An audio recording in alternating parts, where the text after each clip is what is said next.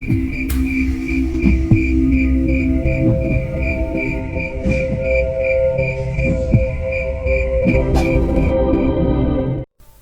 Jawa Tengah tahun 2021. Hidup sulit di pedesaan membuat Haryanto memutuskan untuk mengikuti jejak salah satu temannya yang sudah berhasil mengatasi masalah kesulitan ekonominya secara instan dan tanpa resiko apapun. Walau tentunya akan ada dosa yang harus ditanggungnya di kemudian hari nanti. Sulitnya mendapatkan pekerjaan di desa tempat tinggalnya membuat Haryanto dan banyak orang yang tidak memiliki lahan pertanian menjadi pengangguran. Apalagi di saat musim hujan. Walaupun ada orang yang mencari tenaga lepas untuk menggarap sawah dan ladang mereka, tapi hal itu pun sangat jarang didapat. Dan jikalau ada, pasti yang dicari adalah orang-orang yang sudah berpengalaman dalam bidang pertanian. Selain itu, di tahun 2021, wabah Kopet masih merajalela hingga membuat pertokoan yang ada di kota pun memilih untuk tutup sementara. Bahkan banyak juga yang harus gulung tikar. Haryanto yang memilih kembali ke kampungnya setelah diberhentikan dari pekerjaannya di kota harus menerima kenyataan pahit pada saat itu. Uang tabungan yang hampir habis memaksa Haryanto untuk memutar otak mencari cara agar mendapatkan pemasukan. Salah satu cara yang sangat diminatinya saat itu adalah dengan ikut memasang nomor togel. Karena Haryanto sudah melihat sendiri salah seorang temannya berhasil mendapatkan uang puluhan juta rupiah ketika nomor yang didapatkannya dari sebuah pekuburan desanya berhasil tembus. Pagi itu, sambil menikmati segelas kopi dan juga sebatang rokok di teras rumahnya, Haryanto mulai memikirkan cara untuk mendapatkan uang. Karena saat itu, uang yang dimilikinya hanya tinggal tersisa 50.000 saja. Dan uang itu tidak akan bertahan lama di kantongnya. Mengingat kebutuhan hidup yang tinggi serta uang jajan untuk anak-anaknya harus ada setiap harinya. Pagi itu pun Haryanto membulatkan tekadnya untuk melakukan ritual seperti yang pernah dilakukan oleh salah seorang kawannya yang bernama sebut saja Giman. Giman yang diketahui melakukan ritual di pekuburan desa pun berhasil mendapatkan nomor pemberian penghuni kuburan desa dengan tepat. Dan Giman juga menjadi orang pertama yang pernah mendapatkan uang puluhan juta karena nomor pemberian dari penghuni kuburan yang ada di desanya itu keluar dengan tepat. Haryanto yang sudah membulatkan tekadnya pun mulai membeli keperluan untuk ritualnya malam nanti. Dan pada siang harinya, Haryanto pun bergegas menuju ke pasar untuk membeli kembang setaman dan juga kemenyan yang sudah terkenal ampuh mengundang makhluk-makhluk gaib di desanya. Tepat pukul 10 malam, Haryanto pun mulai berjalan sendirian ke pekuburan umum di desanya. Sesampainya di pekuburan umum desa yang sangat gelap tersebut, Haryanto pun segera mencari kuburan milik Pak Wage. Karena menurut kabar yang didengarnya, Pak Wage yang dulunya adalah seorang mandor proyek itu meninggal secara tragis dan arwahnya pun penasaran. Haryanto yang hanya membawa senter, kembang setaman dan kemenyan di plastik hitam itu terus mencari kuburan Pak Wage untuk melakukan ritualnya. Senter yang ada di tangan kanannya pun mulai diarahkannya ke patok-patok kuburan di sana. Hingga akhirnya Haryanto dapat menemukan tengok kuburan Pak Wage yang juga sudah terdapat bunga-bunga di atasnya. Walah, sudah ada yang mendahului rencanaku ternyata, ucap Haryanto dalam hati ketika melihat bunga yang ada di kuburan tersebut. Tanpa ragu lagi Haryanto pun mengeluarkan kembang setaman yang dibawanya dan langsung membakar kemenyan nomor 1 yang dibelinya di sebuah toko besar di pasar tadi siang. Untuk kemenyan nomor 1, mahal nih teman-teman. Setelah kemenyan terbakar dan mengeluarkan asap dengan bau yang khas, Haryanto pun duduk terdiam tepat di depan kuburan Pak Wage. Dan setelah tepat pukul 12 malam, makhluk halus yang ditunggunya pun mulai menunjukkan diri di tengah pekuburan yang sangat luas tersebut. Angin kencang pun mulai berhembus menerpa tubuh Haryanto. Dan setelah hembusan angin kencang itu pergi, tiba-tiba muncul asap yang lambat laun menebal dan menjadi satu hingga akhirnya muncullah sosok makhluk halus yang sama sekali tidak diharapkan oleh Haryanto. Menurut teman dari Haryanto yang sudah pernah melakukan ritual, sosok makhluk halus yang muncul adalah sosok lelaki. Tapi saat itu di hadapan Haryanto muncul sosok perempuan berambut panjang yang tidak beraturan serta wajah yang sangat mengerikan. Wajah sosok perempuan itu tampak hancur. Bola mata sebelah kanannya keluar dan menggantung pada kelopak matanya, dan mata sebelah kirinya terlihat besar dengan warna merah menyala. Lidah dari sosok perempuan itu mengerikan, juga menjulur ke bawah dan terlihat sangat panjang. Lalu kepala sosok tersebut seperti patah ke sebelah kanan. Inilah untuk kali pertamanya Haryanto melihat dengan jelas sosok makhluk gaib. Selain jelas terlihat, sosok tersebut juga berada sangat dekat dengan Haryanto. Hal itu sontak membuat tubuh Haryanto gemetar, dan dia mulai berpikir untuk mengakhiri malam yang sangat mengerikan itu dengan pergi secepatnya dari depan kuburan Pak Wage. Tapi seperti mendapatkan keberanian yang entah datangnya dari mana, Haryanto pun merogoh sakunya dan membakar sebatang rokok, walau dengan tangan yang gemetar. Sambil mengepulkan asap rokoknya, Haryanto pun mulai memberanikan diri untuk bertanya kepada sosok makhluk yang sangat mengerikan tersebut.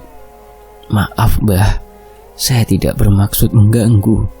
Kedatangan saya ke tempat ini hanya ingin meminta nomor, Mbah," ucap Haryanto dengan tubuh yang masih gemetar. Sosok yang diajaknya berbicara itu pun hanya terdiam, tanpa mengucapkan sepatah kata pun.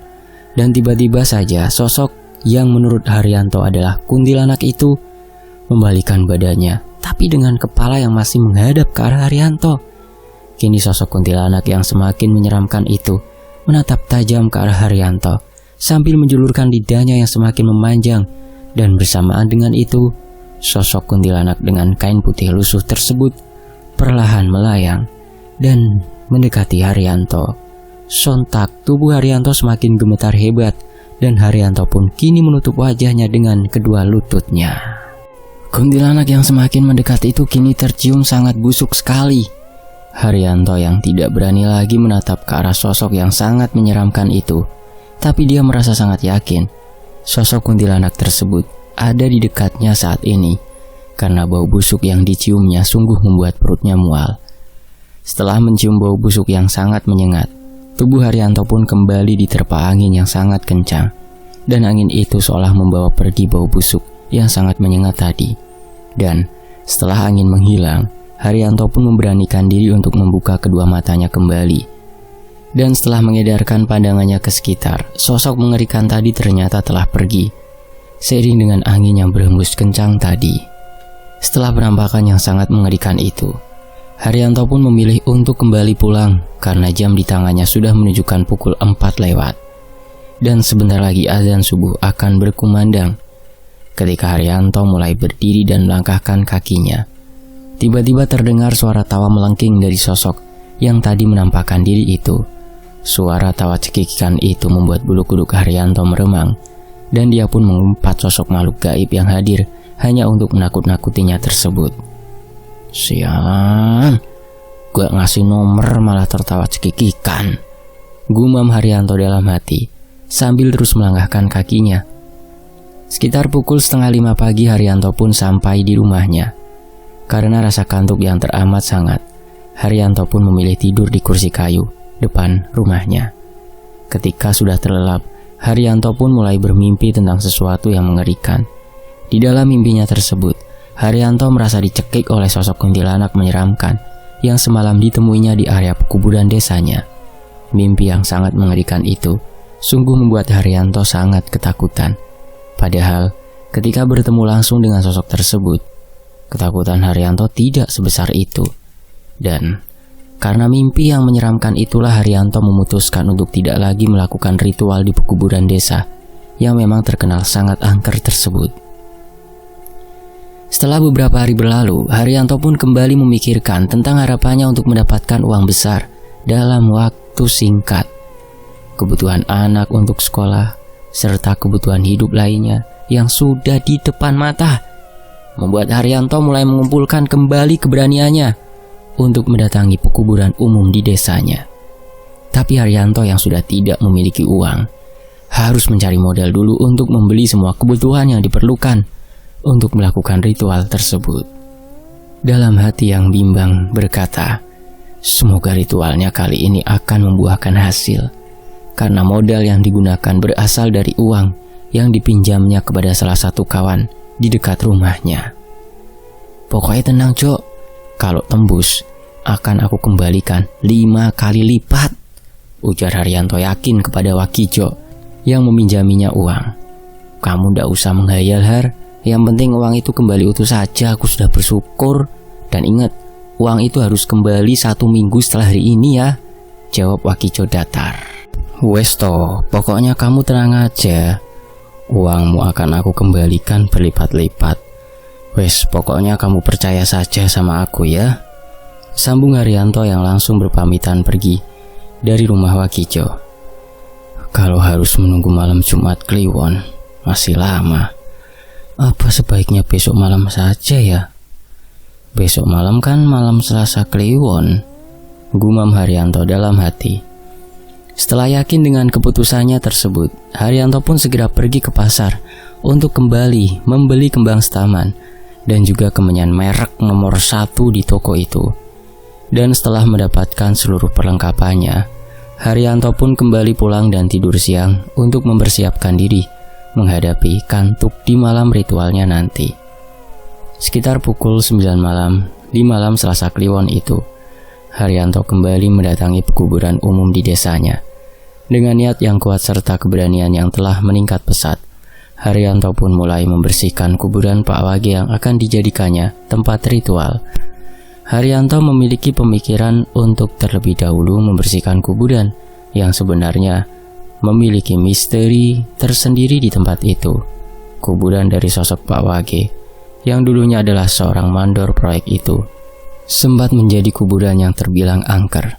Keangkeran kuburan Pak Wage pun sudah dibuktikan banyak warga desa sekitar yang menjadi korban teror dari arwah penasaran Pak Wage. Sosok yang semasa hidupnya sangat disegani oleh warga sekitar desa itu sempat menebar teror kepada orang-orang yang memang tidak menyukainya. Sudah beberapa kali kuburan Pak Wage menjadi tempat ditemukannya orang-orang yang hilang selama berhari-hari. Dan orang-orang yang menjadi korban dari teror arwah Pak Wage itu adalah orang-orang yang membicarakan keburukan Pak Wage semasa hidupnya. Hal itu dialami oleh Tarto, seorang warga asli desa tempat tinggal Haryanto itu harus mengalami kejadian mistis di luar nalar yang membuatnya hilang beberapa hari dan akhirnya ditemukan di tengah kuburan Pak Wage dengan keadaan tidak sadarkan diri.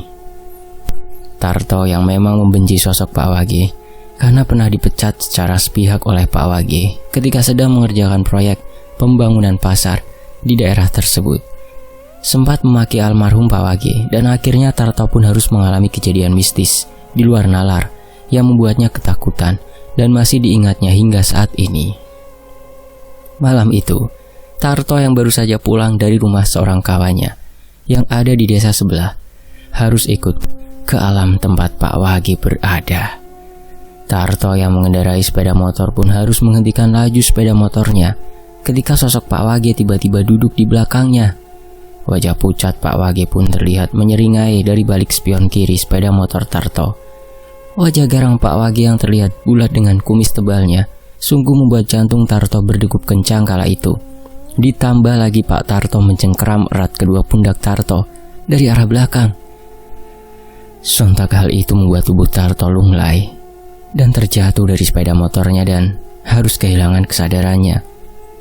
Setelah tersadar, Tarto pun kembali bertemu dengan Pak Wage yang sedang duduk santai di pinggiran kuburannya. Tarto yang berharap apa yang dialaminya tersebut adalah sebuah mimpi pun harus merasakan ketakutan ketika Pak Wage tertawa dengan suara yang menggelegar. Pak Wage yang memiliki tubuh tinggi besar serta tegap mulai berdiri di hadapan Tarto. Wajah Pak Wage pun terlihat pucat dan sangat marah kepada Tarto waktu itu. Coba ulangi lagi perkataanmu kemarin, ujar Pak Wage sambil tertawa terbahak-bahak. Cepat kau maki-maki aku seperti kemarin, imbu sosok Pak Wage yang matanya terlihat membulat dan seperti akan keluar dari tempatnya. Tubuh Tarto pun gemetar mendengar kerasnya suara Pak Wage. Tulang-tulang di kaki Tarto pun tak mampu lagi menopang tubuhnya hingga akhirnya Tarto pun jatuh bersimpu di hadapan sosok Pak Wage. Pak Wage pun tambah tertawa kencang melihat hal itu, dan sosok arwah Pak Wage itu mendekati wajah Tarto dan perlahan berubah menjadi sosok makhluk yang sangat menyeramkan. Tarto pun tidak dapat melakukan apa-apa lagi, dan akhirnya dia harus kehilangan kesadarannya kembali. Tubuh Tarto pun ditemukan oleh warga desa setelah beberapa hari menghilang. Awalnya keluarga Tarto dan para tetangganya berpikir kalau Tarto menjadi korban pembegalan, karena saat itu sepeda motor Tarto ditemukan di pinggir kali di jalan utama desa tempat tinggalnya. Karena sudah 2 hari tidak dapat ditemukan, akhirnya keluarga Tarto pun pergi ke rumah salah seorang sesepuh desa dan meminta Mbah Romo untuk mencari keberadaan Tarto. Selang sehari kemudian, Mbah Romo pun memberitahu keluarga Tarto bahwa malam sehabis Isya mereka disuruh datang ke pekuburan umum desa. Dan Mbah Romo meminta orang-orang menunggu Tarto muncul bersama sosok yang sangat disegani di daerah tempat tinggalnya tersebut. Dan benar saja apa yang dikatakan oleh Mbah Romo. Sekitar pukul 10 malam, asap tebal terlihat menyelimuti sebuah kuburan yang berada di tengah-tengah kuburan. Dan setelah asap yang seperti kabut itu menghilang, mereka melihat sosok Pak Wage berdiri tepat di depan kuburannya. Tidak berselang lama, tubuh Tarto pun muncul dan berada di pinggir kuburan. Setelah itu, sosok yang menyerupai Pak Wage pun menghilang dari pandangan mereka. Para warga desa dan juga keluarga Tarto pun mulai menghampiri tubuh Tarto yang terbaring lelah di pinggir kuburan Pak Wage. Dan setelah beberapa saat membangunkan Tarto, akhirnya dia tersadar, lalu menangis dengan tubuh gemetar ketakutan. Hal sama juga dialami oleh Marno dan Thohir.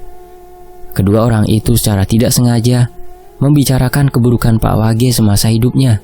Dan karena hal itu, Marmo serta Thohir pun harus mengalami kejadian aneh dan menakutkan. Kedua warga kampung sebelah itu ditemukan warga sedang tertidur pulas memeluk kuburan Pak Wage pada siang harinya. Setelah pada malam harinya Marmo dan Thohir dikabarkan menghilang dari rumahnya. Marmo mengaku ditemui sosok Pak Wage di halaman rumahnya. Dia langsung dicekek oleh sosok arwah Pak Wage yang memiliki tubuh besar serta kumis lebat dan juga wajah yang terlihat sangat pucat. Marmo kehilangan kesadarannya setelah tubuhnya dicekik Pak Wage, lalu diangkatnya beberapa sentimeter dari atas lantai. Sementara itu, Thohir yang mengalami kejadian lebih menyeramkan pun harus kehilangan kesadarannya ketika dia terjatuh, lalu kepalanya terbentur dinding belakang rumahnya. Waktu itu, Thohir yang sedang mengurusi ayam di kandang belakang rumahnya harus merasakan hal mistis ketika ayam yang dipegangnya dan ingin dimasukkan ke dalam kandangnya berubah menjadi kepala besar dengan lidah yang menjulur sangat panjang. Karena sangat terkejut, Thohir pun segera melemparkan kepala yang tadi dipegangnya. Dan setelah sosok kepala itu terjatuh ke tanah, tiba-tiba kepala yang ternyata adalah kepala dari sosok almarhum Pak Wage itu mulai melayang di udara dan melesat ke arah Thohir. Thohir yang terkejut pun mencoba berlari, tapi sayangnya dia harus terjatuh dan kepalanya terbentur dinding rumahnya sendiri hingga dia tidak sadarkan diri. Setelah 1 malam warga desa mencari keberadaan Marmo dan Thohir. Akhirnya warga yang menduga kalau keduanya ada di pemakaman desa pun segera bergegas menuju ke tempat itu. Dan benar saja, sekitar pukul 10 pagi, Marmo dan Thohir ditemukan di kuburan Pak Wage. Mengingat cerita yang dialami Tarto, Marmo, dan Thohir, Haryanto pun sempat merasa ketakutan waktu itu. Tapi, karena Haryanto merasa tidak mempunyai kesalahan terhadap Pak Wage, rasa takut pun perlahan pergi dari benak Haryanto. "Pak, ini saya Haryanto. Saya datang ke kuburan sampean tak berniat untuk mengganggu sampean ya Pak," gumam Haryanto dalam sepinya malam. "Tolong dibantu Pak Wage, tolong jangan ganggu saya malam ini. Saya hanya mau mencari nomor Hongkong untuk keluaran besok malam," imbuh Haryanto sambil membersihkan kuburan Pak Wage. Setelah berbasa-basi dengan kuburan Pak Wage, Haryanto pun segera menaburkan sebagian kembang yang dibawanya di tengah-tengah kuburan Pak Wage. Setelah itu Haryanto pun mulai membakar kemenyan dengan wadah tersendiri di bawah kuburan Pak Wage. "Kula nuwun, Mbah. Maaf, saya tidak ingin mengganggu Mbah. Saya datang untuk meminta nomor, Mbah," ujar Haryanto yang terus saja bergumam seorang diri. Setelah 1 jam berada di depan kuburan Pak Wage, rasa kantuk pun mulai menyerang Haryanto, hingga Haryanto pun sudah menghabiskan berbatang-batang rokok untuk dapat terus terjaga malam itu. Sekitar pukul 1 malam, angin besar pun kembali datang, sama seperti beberapa malam yang lalu ketika Haryanto melakukan ritual pertamanya. Angin kencang yang menerpa tubuh Haryanto pun membawa kembali sosok kuntilanak dengan wajah menyeramkan, rambut panjang yang tidak beraturan, serta lidah yang terus menjulur ke bawah. Karena sudah tidak merasa takut, Haryanto pun langsung mengatakan tujuannya datang kembali malam itu. "Aku tidak takut, karena aku datang ke tempat ini bukan untuk ditakut-takuti, tapi aku datang untuk meminta nomor yang keluar besok malam," ujar Haryanto di hadapan sosok perempuan menyeramkan yang berbau sangat busuk tersebut. "Kalau sampean tidak mau memberiku nomor, silahkan pergi saja. Jangan menakut-nakuti aku," imbuh Haryanto dengan tegas. Setelah setengah jam berlalu, sosok kuntilanak yang beberapa malam lalu dapat membuat Haryanto ketakutan pun pergi dengan sendirinya. Dan setelah kepergian sosok makhluk gaib berwujud kuntilanak tersebut, Haryanto lalu membakar kembali 1 buah kemenyan yang ada di kantongnya. Sambil terus bergumam sendirian, Haryanto mulai membakar kembali kemenyan yang mengepulkan asap cukup banyak itu. "Mbah, dateng Mbah, dateng. Ini loh aku bawakan kesukaan sampean, Mbah," ujar Haryanto sambil menaik turunkan tempat pembakaran kemenyannya. Setelah setengah jam berlalu, tiba-tiba saja hujan turun mengguyur pekuburan umum desa tempat Haryanto berada malam itu. Udara pun tiba-tiba menjadi sangat dingin malam itu. Dan setelah hujan berhenti, muncul kabut yang disertai asap putih tebal dari arah bawah yang melayang tinggi ke arah atas. Beberapa detik kemudian, gumpalan asap tersebut berubah menjadi sosok makhluk gaib yang terbungkus kain putih. Dari tempatnya berada, sosok tinggi besar yang terbungkus kain putih itu terlihat makin jelas menjadi wujud pocong dengan tinggi sekitar 8-10 meter. Selain tinggi dan besar, sosok pocong tersebut juga memiliki taring yang sangat panjang. Wajahnya yang hitam dan hancur sungguh membuat Haryanto ketakutan, dan mata merah menyala sebesar piring makan dari sosok tersebut membuat tubuh Haryanto mulai gemetar.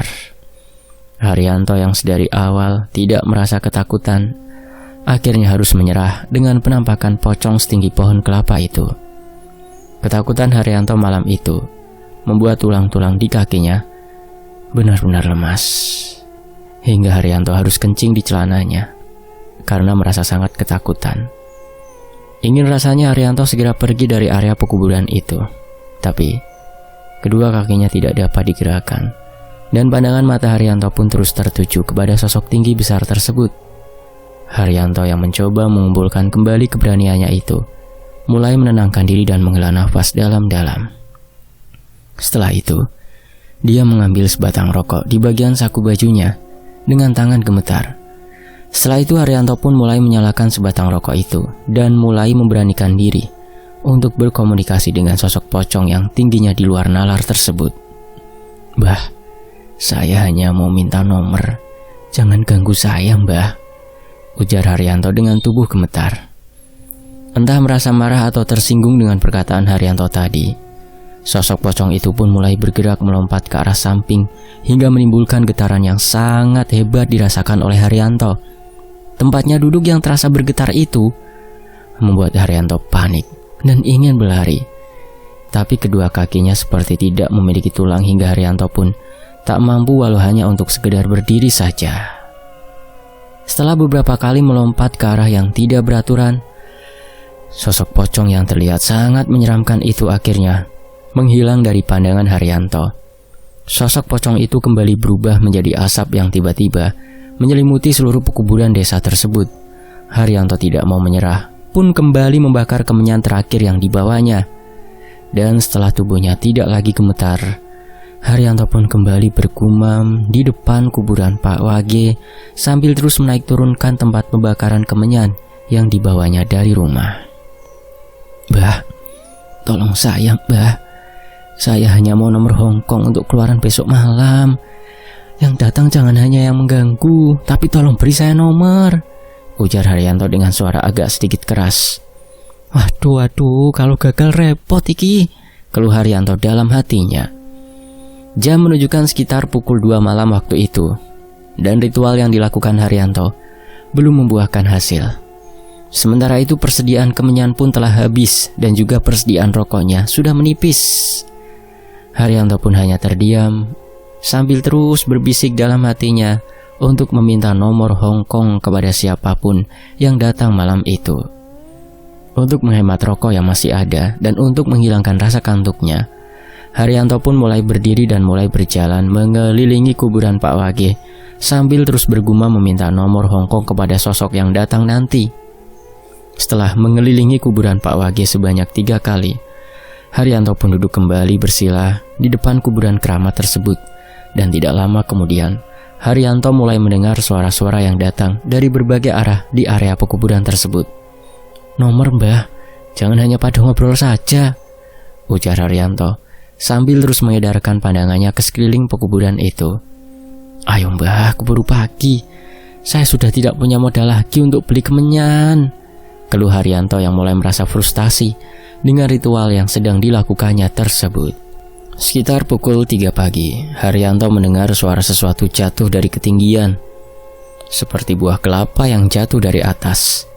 Tapi ketika Haryanto mencari sumber suara di dekat pohon kelapa yang ada di sebelah kanan dari kuburan Pak Wage tersebut, Haryanto tidak menemukan apapun di sana.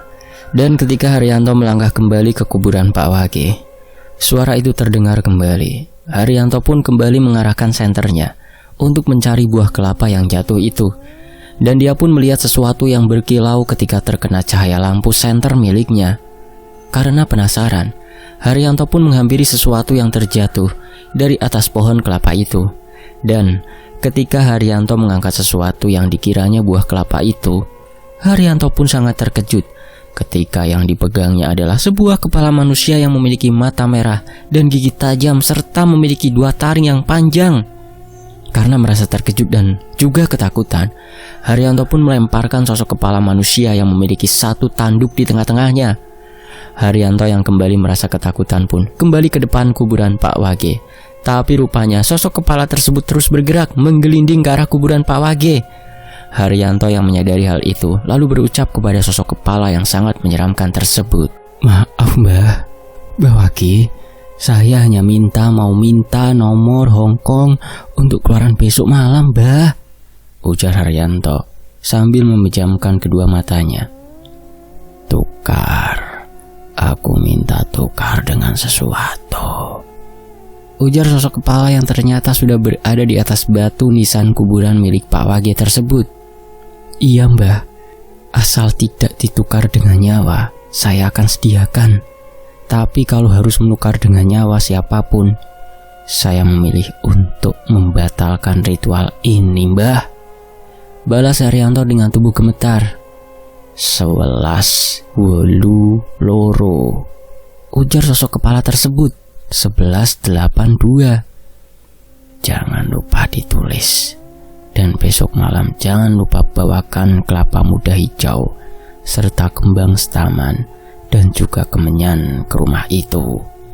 Imbu sosok kepala tersebut yang perlahan mulai melayang ke arah sebuah kuburan tua yang berada tidak jauh dari kuburan milik Pak Wage. "Jangan lupa taruh di sini," ucap sosok tersebut lalu menghilang dari pandangan mata Haryanto. Setelah mendapatkan angka yang diucapkan sendiri oleh sosok kepala yang memiliki tanduk tersebut, Haryanto pun segera membersihkan kuburan Pak Wage, lalu berpamitan kepada makam keramat tersebut. "Matur nuwun Mbah Wage, terima kasih. Nanti kalau nomornya benar-benar keluar, saya akan membawakan juga Mbah Wage kelapa hijau dan juga kembang setaman," ujar Haryanto sebelum pergi meninggalkan kuburan yang dulunya sangat ditakuti oleh warga desa. Keesokan harinya, Haryanto pun tidak dapat tertidur. Dia sudah tidak sabar menunggu malam tiba, karena biasanya nomor Hongkong akan diundi sekitar pukul 10 malam. Dan setelah adzan Isya berkumandang, Haryanto pun pergi ke rumah Jarwo, salah seorang warga desa yang menjadi pengecer nomor Hongkong dan nomor-nomor undian lainnya. Uang yang ada di kantong Haryanto saat itu hanya sekitar Rp35.000. Haryanto pun memutuskan untuk memasang nomor pemberian sosok makhluk gaib yang ditemui pada ritualnya kemarin malam. Haryanto pun sempat menjadi bahan ledekan teman-temannya dan juga warga yang sedang berkumpul di rumah Jarwo malam itu. Ada yang mengatakan Haryanto mengigau. Ada juga yang menasihati Haryanto karena sudah kehilangan kewarasannya malam itu. Udah wong aku saja pasang 2 angka belakang jarang tembus. Lah kok kamu malah buang-buang uang pasang 4 angka dengan nominal sebesar itu toh? Ujar Pak Wasirin yang memang menjadi pelanggan setia dari nomor Hongkong tersebut. Semoga malam ini tembus, Lek, balas Haryanto sambil tersenyum. Lah, ngimpi, ujar orang-orang yang berada di sana. Setelah memasang nomor pemberian makhluk gaib tersebut, Haryanto pun pulang karena merasa sangat mengantuk. Saat-saat yang ditunggunya pun harus dilewatkannya begitu saja, karena dia sudah tidak lagi dapat menahan rasa kantuknya. Haryanto pun berjalan pulang ke rumahnya seorang diri. Dia tidak merasakan sesuatu malam itu. Bahkan Haryanto seperti lupa kalau baru saja dia sudah menghabiskan uang persediaan untuk kebutuhan keluarganya esok hari.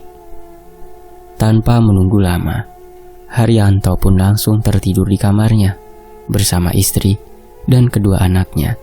Dan sekitar pukul 11 malam, rumah Haryanto pun didatangi beberapa orang yang ingin memberitahunya jika nomor yang dibelinya tersebut keluar dengan tepat. Har, Haryanto, bangun Har, ujar Pak Triman yang datang bersama 4 orang lainnya. Tangi Har, walah, mau dapat uang gede malah tidur, sahut Mas Joko. Karena mendengar suara bising dari luar rumahnya, istri Haryanto yang bernama Wasni pun terbangun dan segera melihat ada apakah di depan rumahnya tersebut. Was, bangunkan Haryanto, bilang sama dia nomor yang dipasangnya tembus, ujar Pak Triman dengan tegas. Nomor apa tole? Tanya Wasni heran. Wes, sudah bangunkan suamimu cepet, dia dapat uang besar malam ini, ujar Mas Joko yang sudah tidak sabar menunggu traktiran dari Haryanto. Setelah mendengar penjelasan Pak Triman dan juga Mas Joko yang memberitahu hasil pengeluaran nomor Hongkong malam itu, Haryanto pun dengan semangat kembali ke rumah Jarwo bersama Pak Triman, Mas Joko, dan beberapa orang lainnya. Dan benar saja apa yang telah disampaikan Mas Joko dan Pak Triman tadi. Haryanto sangat terkejut ketika melihat uang ratusan ribu dan 50-an ribu sudah disediakan oleh Jarwo. Jarwo pun tersenyum kepada Haryanto dan langsung menyalaminya. Wah, selamat Johar, kamu bisa buka usaha dengan hasil malam ini, ujar Jarwo sambil menyalami Haryanto. Ini benar-benar terjadi apa aku hanya bermimpi, Jar? Tanya Haryanto yang membuat orang-orang yang ada di sana bersorak-sorai. Ngimpi? Ujar semua orang yang berada di rumah Jarwo malam itu. Setelah menerima uang hasil kemenangannya sebesar 60 juta, Haryanto pun memberi komisi-komisi kepada Pak Jarwo dan juga orang-orang yang ada di rumahnya.